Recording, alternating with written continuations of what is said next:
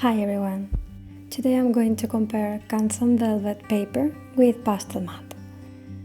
If you followed me for any length of time, you know that Pastelmat has been my favorite paper ever since I tried it, both for soft pastels and oil pastels. As soon as I opened the package and put my hands on it, I knew it would be very similar to Pastelmat. And I was right. They are not identical. They have some differences, of course, but not that many. At first I spent a few minutes doing scribbles and some swatches, some lines, and just getting a feeling for the paper. Just making some random marks, they are not really swatches. And the oil pastels that I used were from different brands with different textures and consistencies, just to see how they applied on the paper. And I did the exact same marks on a Pastelmat piece of the same size. I tried to keep them as even and as equal as possible. And yeah, as you can see, like the paper behaves very similarly, particularly when it comes to blending and to layering. I have the link to the blog post in the description box below, where you can see more clearly in the photos how they look like, but the biggest difference is that the oil pastels appear a lot more textured and crisp on Canson Velvet than they do on Pastelmat. On Pastelmat they seem almost blurry by comparison. They have a softer feeling. On Canson Velvet, something that I noticed is that some of the oil pastels look almost wet. They have a darker contour to them, like that green at the top. I would call this effect a digital watercolor look. That's what it reminds me of, at least. Maybe there is a better term for it, but yeah, it reminds me of those watercolor brushes on Photoshop or other programs that try to imitate watercolor and they darken the borders or the contours of every mark. Anyway, all these differences that I'm talking about are only visible when you draw over clean paper. Once you have a layer or two going on, they behave basically the same. And I don't think I could personally tell them apart. This only matters if you plan to make a sketch or to leave unfinished parts or just create some texture using the paper, then yes, you would notice it. But if you plan to cover the whole surface, then it doesn't really matter. Swatching and doodling is okay to get a first impression, but to really get a sense of the paper or of any art supplies, you have to make a real painting. That's how you properly experience it. So that's what I did.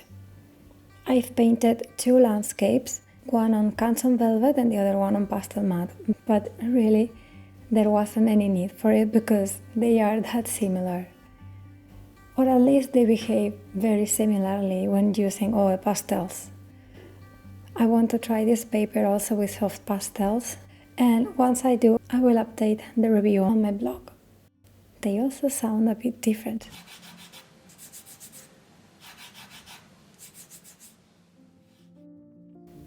As soon as I started putting the pastel on the paper, I knew it was going to become another favorite. I love the first marks that you get, even though for this piece I was gonna cover them all, but just the feeling how the pastel applies, it's just lovely. It's such a nice paper. I'm not gonna say it's better than Pastelmat because they are so close. Those marks are really, really nice. If I wanted to make a portrait of a baby and leave some of the paper visible, I think I would go for Pastelmat because it gives a softer look, but I really, really like this velvet one. The pad I got was the one with the grey tones, and it was fine, like I like them. I chose that one because I normally reach for light grey on Pastelmat, light grey or light blue, and also even the dark grey sometimes. Dark grey is the one that I'm gonna paint the second painting. But when I got it, I wasn't able to look inside, so I wasn't sure how the colors looked, and they were darker than I expected. I thought I was gonna get a lighter grey as well, and I didn't. and the dark gray is almost black. I'm sure I will find a use for it, but I have some oil pastels that I'm a bit concerned if they will be opaque enough to use it. The middle grays are fine. One is warmer and the other one is cooler. I'm using the cooler one here for the painting. And yeah, they are nice. I wish I had a lighter one, like I said. But they also sell more colors open stock in large sheets. So I will be ordering some of those as well because they have very interesting shades, like a pistachio one and a red.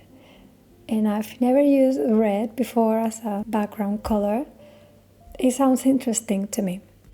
I use the lighter green from Pastelmat quite often and I like it a lot too. So from now on, when it comes to picking one over the other, I would just choose depending on the color of the paper that I want. Or if like I said, if I want to make something that looks very soft while also leaving some of the paper to shine through or to just be visible, then I would grab Pastelmat. But other than that, if you like the colors on both, I would just buy the cheapest. They are both excellent in my opinion. There's not a lot more for me to talk about the paper apart from what I've already said and what I've written on my website. It's just nice and lets me do whatever I want, which is what I look for on a paper or painting surface, so that I can paint without thinking about it or without fighting it. That's what I ask to my art supplies. I just want to paint and not worry about the materials failing me or just go overcomplicating things. So in that sense, it's perfect. It's a great option. I found that with Canson Velvet, all my usual techniques work, so it was just like painting with my regular paper anyway. The blending, the layering, applying the paint, applying oil pastels, but when I wanted some details or when I just wanted to make marks like for the flowers and whatnot, everything felt the same once I had a layer on the paper. I don't know if it's a great comparison because they are so close in my opinion, but I hope it helps. You could say that I should have tried painting a portrait because of the amount of details and precision and stuff, but I am almost certain that it's gonna be the same as it always is on Pastelmat. I just felt like doing the landscape, so that's why I have them here. But of course, I'm going to paint portraits as well on it. Yeah, I will show you, but it's gonna be the same, I'm sure.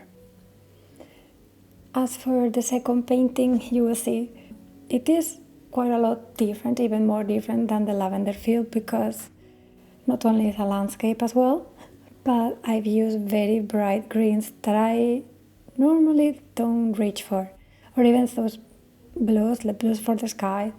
It is a much more saturated palette that I normally go for, but I was in the mood for it, for something bright and cheerful, so here it is. It doesn't make a lot of sense. That is not real, like a real place, but yeah, it was so much fun to paint as well. It's so hot right now. We are in a heat wave and I am unable to focus.